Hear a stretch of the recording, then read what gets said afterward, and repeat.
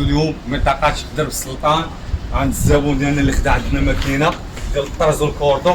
الله يدخل عليه بالسعد ان شاء الله، والله يكمل عليه بالتيسير باذن الله. وهاد الماكينة هادي ان شاء الله كيخدم خدمة مزيانة، ماكينة جاكار.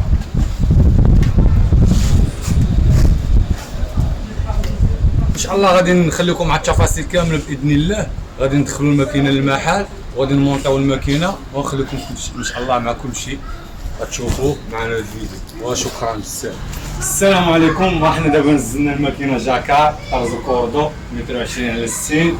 الحمد لله نزلت بسلام اللهم لك الحمد.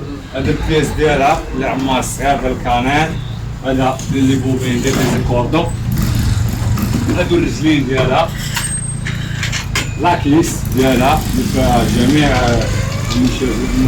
النوافذ ديال الماكينه، الطوابل ديالها وهذه الطابله كتكون قدام. الحمد لله داز كلشي بخير وعلى خير، والله يدخل على السي احمد بالصحه والسلامه ان شاء الله باذن الله. وخليو كلمه السي احمد. شكرا بزاف، شكرا.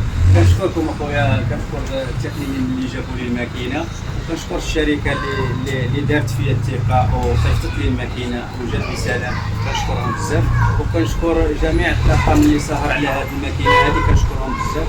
ونتمنى ان شاء الله التوفيق ويدخل علينا ان شاء الله بالرزق ان شاء الله الرحمن الرحيم. هذا الماكينه ان شاء الله. وشكرا. الله يحفظكم وشكرا. مرحبا.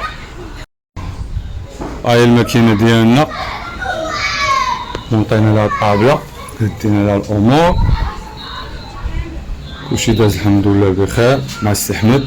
الله يحفظك اخويا، الله يحفظك. شكرا. مرحبا السي احمد، شكرا. حنا في الخدمه ديالك. الله يحفظك. مرحبا. هاي الماكينه الله يدخل عليه بالصحه والسلامه ان شاء الله. الله يجازيك بخير. شكرا، بارك الله فيك. ان شاء الله يا ربي.